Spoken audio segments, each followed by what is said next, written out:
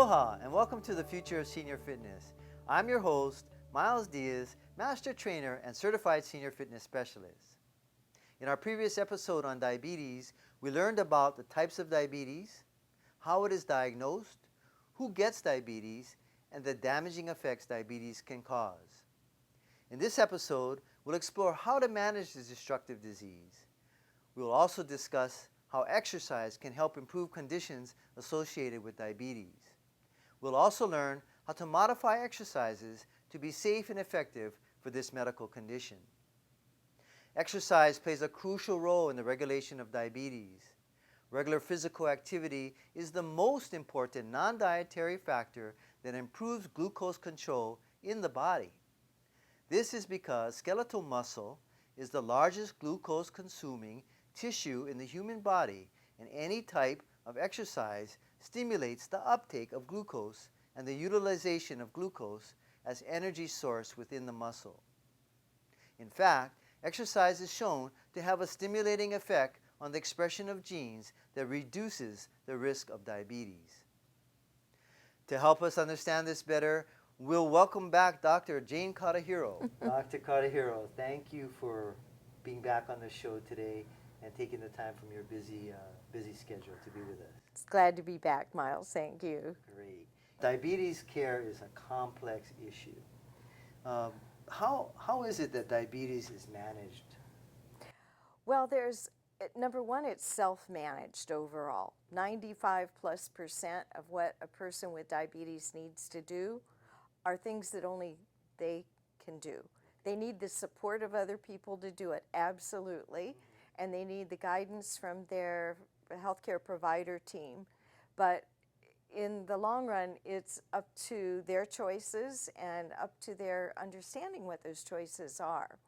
So as you can see from this triangle, how complex diabetes is, usually the first thing people will stress about when they get a diagnosis is, what can I eat and what can't I eat? And so good nutrition, we'll talk about that today. Certainly physical activity, keeping active, just moving and burning up some of what we eat, very, very important. But it's not just burning up what we eat, it's moving to keep those muscles and body parts functioning well.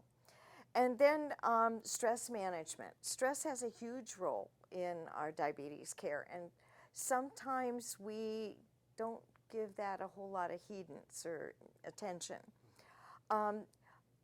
Most people with diabetes eventually will need to be on some medication, but many can go for years and years, and some people can go forever with controlling their diabetes just with the healthy eating, activity, and stress management.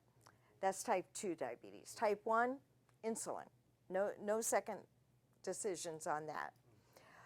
The other thing is we need to make sure we're accessing the healthcare services that are available in the community and be screened early on and regularly for possible diabetic eye disease. We talked about these last segment. We need to be screened with blood work for our blood pressure, our cholesterol, for our kidney functions, all of those kinds of things. And we need to see our regular diabetes care provider, our physician, and ideally access a diabetes education program. And that's right in the center here of my triangle, because by golly, it's the diabetes education that will help you figure out how to do all of these different components. And then the other area is blood glucose monitoring. And a lot of people kind of ask, well, why do I need to do that? It hurts, finger sticks. But it's getting better with the equipment we have today. And how do we really know what our blood sugar is on a day-to-day basis, or before and after a meal will give you a good sense of how different foods make our blood sugar jump up higher than others. So it's very complex, and we'll talk a little about medications. That is super complex. Okay.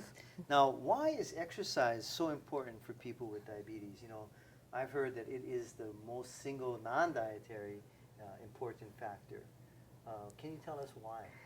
Well, exercise, number one, it helps with weight control. We know that the combination of watching, not just watching what we eat, but eating mindfully and eating healthy, combined with activity and exercise, is going to keep our weight in order.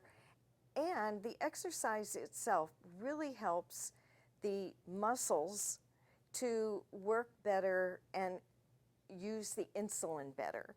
So when we do aerobic exercise, you're running, you're swimming, you're keeping that heart rate up for a period of time, and we want to do that at least 5 days a week, at least 30 minutes.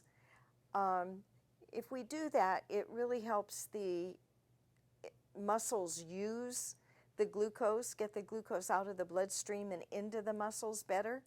The muscles are healthier to get that working, and it helps the insulin to do its job better. Part of insulin's job is to help open the door at the muscle cell and the fat cells to take the sugar and store it and give energy to the other body parts. Right. It's an energy that we can use in our daily activities. Exactly. And then when we do the other kinds of exercise, your strength exercise, it really helps so that our cells are not resisting opening that door, and they'll open it more willingly and accept the sugar out of the bloodstream. Great, great. Now, it's also important for people who have yet to have this disease, or shall we call it common medical condition, to also exercise. So it's important for them to go ahead and do this even before, right? Obviously. Absolutely. By keeping our weight down, or just having healthy muscles, it helps the natural body, number one, keep the weight down, but also it helps what already is sort of working well work a little more effectively if we're at risk for developing diabetes. So absolutely.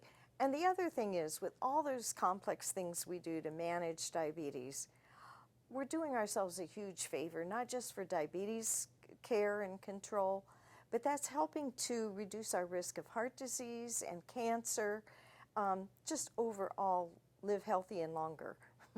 And I think that's what the Surgeon General recommends for the general population as well. Yeah. That we exercise, 3 times a week at least, right? Well, It's 3 now to 5 times a most week. days of the week Most days of the officially. week, 5 days a week, and then also for at least 30 minutes. Right, and a few studies have now started to really look at, do we need to do 30 minutes nonstop? Still moving at the traffic light when it's red and or what if we don't have time? That's not a great reason or excuse, but what if we are it's easier for us to maybe do 10 minutes in the morning at our break, and 10 minutes after lunch, and maybe 10 minutes after dinner. And they're showing that that can have very, very comparable good results on your blood sugar. Okay, so good. We don't have to do it all one time. We can do 10 minutes. 10 minutes later, maybe go in the morning, ride the bike for 10 minutes, maybe take a 10-minute walk in the afternoon, and then add it all up in the week, and we can get the numbers we need. That's right. And that's I want to say minimum. That's the recommended place to start. I mean, you want to start slow and build up to that. Yeah. But the more you do, up within reason, you're going to have better payoff. Right. But at least trying to get that 30 minutes a day most days of the week. Okay, very good. And I've mentioned that in my introduction. I let people know that, especially if they haven't been active for a while, you might want to start with 10 or 15 minutes, and then after a while, you'll see how easier for you, and how much better your body feels.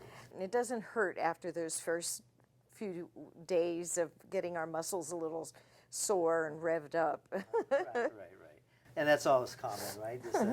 that muscle soreness that you can get, but that shouldn't discourage anybody.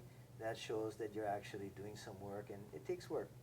It To get the does. body to get going. It does. They're also finding that exercising after a meal, even though most of us were brought up with don't let your food settle and da da da, da, is probably going to have more payoff. And European people often do that kind of activity after they eat a meal. And you know, one of my friends who travels to Italy all the time mentioned that they all do that, and it really does. It shows, you know, and maybe Americans can take a cue from some Europeans and see if we can't start doing that kind of stuff too, because we certainly have an epidemic in this country. Absolutely. Now, let's discuss the healthy nutrition strategy, since we talked about, you know, what we can do on the side of exercise. What are the healthy nutrition strategies that we should employ? Well, I think the first thing, before we talk even about carb counting and all that kind of thing, is figuring out what are we eating now, and what could we maybe just cut back a little on if we need less calories, and if we need less carbs. So it's really helpful to follow the new, the new National Nutrition Guidelines, U.S. Nutrition. Use the plate method. We had the pyramid, and then we had a real fancy pyramid with exercise added in. And now we're looking at what they call a plate method. Okay. And so we've got a plate here. The Hawaii Association of Diabetes Educators has developed this over the years. And it basically is telling us that, number one, we should try and use maybe a 9-inch plate instead of most of what you buy in the stores are 12-inch plates. And then half of that plate should really be your vegetables, your non-starchy, your greens, green leafy vegetables. A quarter of the other side of that plate, a quarter of it, or a quarter of the whole plate, should be your protein, your meat, your fish, that kind of thing. And then the other quarter of the plate should be your carb, your starch, your rice or potatoes or starchy vegetables could be there. We should be careful with dessert. It doesn't mean we can't eat dessert. It can be fruit instead of a real heavy fat meal kind of a thing. And then we've got a glass of milk with our plate. Because not all of us can drink milk, but having some kind of calcium and looking at overall good nutrition. So that's kind of a good place to start. You mentioned that, so it's not just it's the volume, because reducing from a 12-inch plate to a 9. Right. And then it's the amounts of the different types of protein, carbohydrates, and fats, the macronutrients, right? So exactly. And when we talk about protein, we want to go with our lower fat meats, our lean meats. We want to go with our lean pork, not the real marbled everything. And certainly getting our fish oils from healthy fish sources, very, very fats, important. Right? The good fats. Okay. And let's take a little time to talk a little bit about carbohydrates. Yeah. Because, we all know that carbohydrates, not all carbohydrates are created equal, right? That's right. So what types of carbohydrates do you recommend? Well, having some beans certainly have some carbs and other healthy nutrients in them. Certainly using your whole grains instead of your mixed grains and instead of white. So popular here in Hawaii, right? White rice. I know, that's a biggie. And, it's not 2 huge scoop rice. 1 scoop rice, using some people's scoopers, can actually be the equivalent of 3 scoops in terms of how we really count the carbs. Okay. So, being reasonable about that kind of a thing. Okay. Having any of your grains that can give you are not fast-acting carbohydrates. Would you recommend a percentage? Let's say, I know normally they say that 15 to 30% protein, 10 to 30% fats, and of course we're talking about good protein, good fats. Right. But what about, it's generally carbohydrates are a big part of what you eat, or should eat. Yeah. But now you mentioned with the plate and how it's cordoned off. What would you recommend in a percentage? It's really interesting because the nutrition guidelines and recommendations have been revised just fairly recently, and they're not going with percentage numbers anymore. So that makes it very challenging, if you will, because people want to have an idea. That's where it's really, really helpful to kind of work with a registered dietitian, somebody who can help you look at your weight goals, look at your nutrition needs and your lab work to see what they might recommend that meets your needs versus the next guy versus the next guy. That makes absolute sense. It really does. Because everyone's body is different, Yeah. different sizes, and different nutrient needs, right? And I do want to mention, when we talk about seeing a registered dietitian and somebody to work with you on these kind of things, number one, their job isn't to tell you what you can and cannot eat. Their job is to help you together figure out what's going to work for you.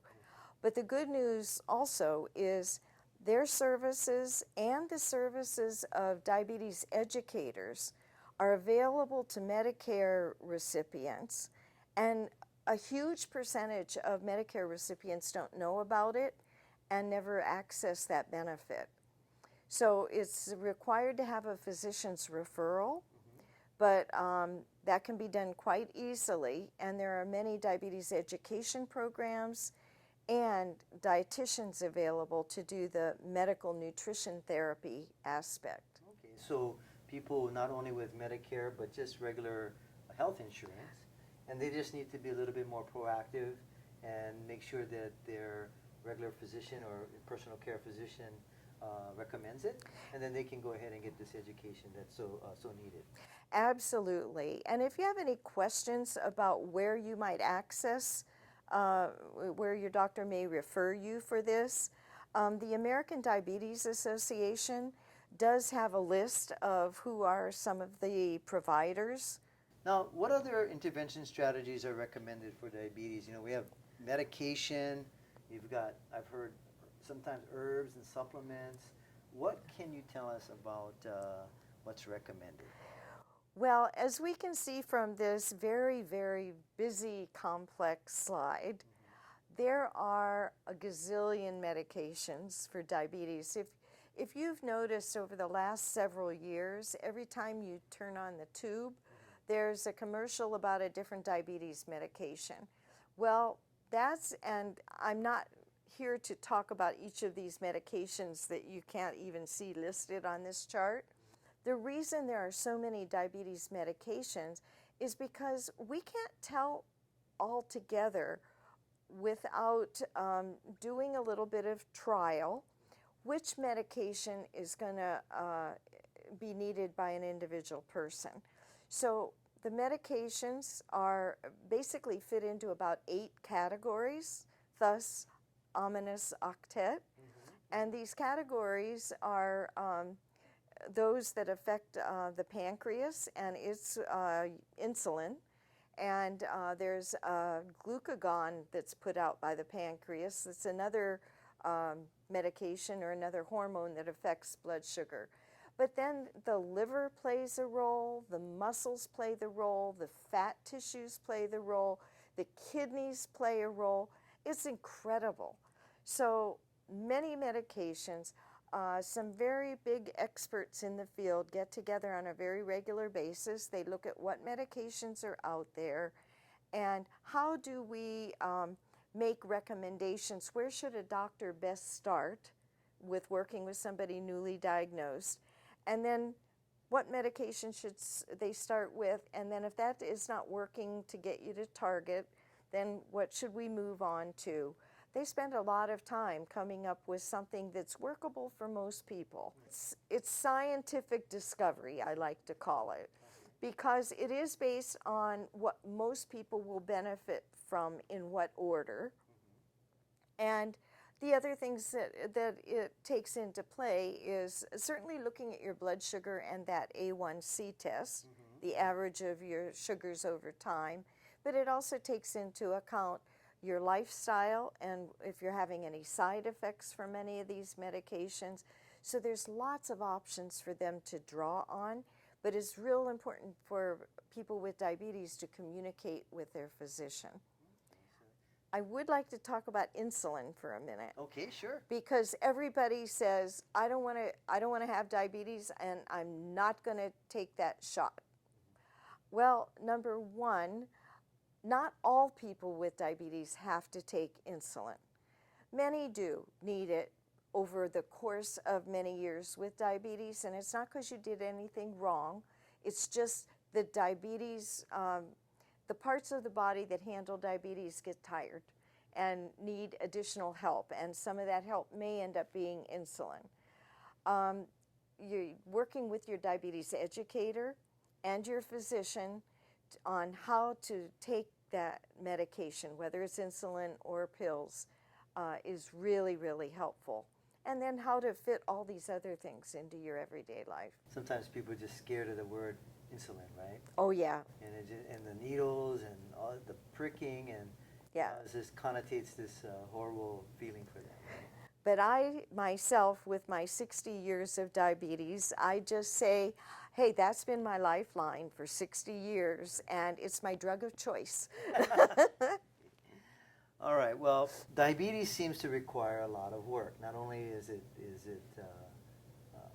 complex, but it requires a lot of work. What can people do to make healthy changes to better manage their diabetes? Well, you know, learning more about what's needed and understanding why it's needed, that's a real key part. But many of us we all develop habits over our lives. And so when we get a diagnosis of diabetes, it's like, oh, I guess I probably will need to make some adjustments here. And that's not easy at all, not easy at all.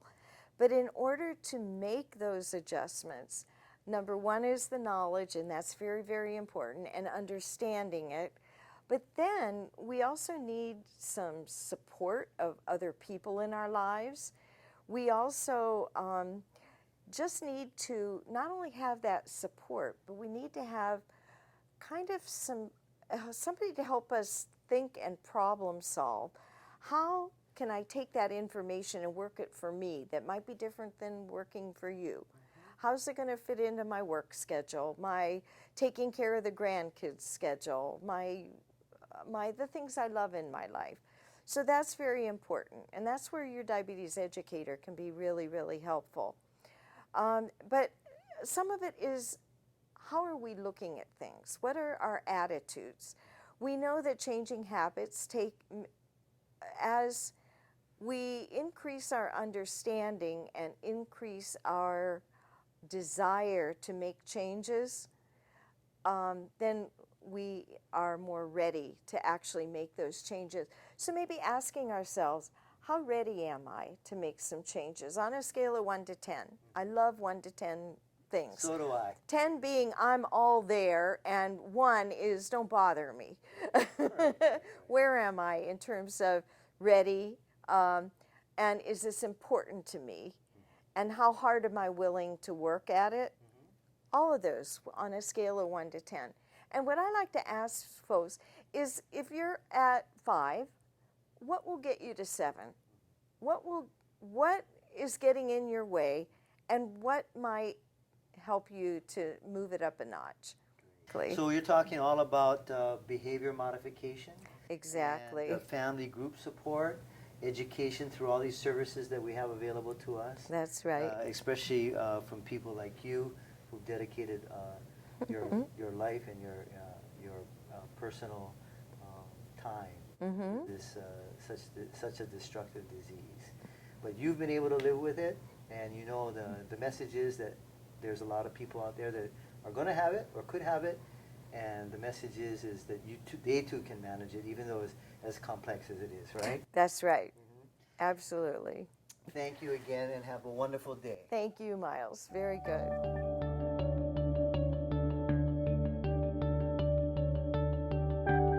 Aerobic exercise, strength training, flexibility exercises, stretching, balance exercises, and activity throughout the day are the types of activities recommended for people with diabetes. If you're unsure that the fitness activity is safe and effective, consult with health fitness professionals. Here are some additional recommendations. People with peripheral neuropathy may experience a reducing sensation in the feet. It is best to have well-fitting and comfortable footwear and to maintain proper foot hygiene due to the potential for undetected injury and infection. When exercising, people with diabetes should monitor blood glucose levels before and after exercise. If blood glucose levels are above 250 milligrams per deciliter, it is recommended that they do not exercise and instead consult their physician. They should take regular breaks during exercise to allow for fluid intake and urination, both of which are common in persons with hyperglycemia.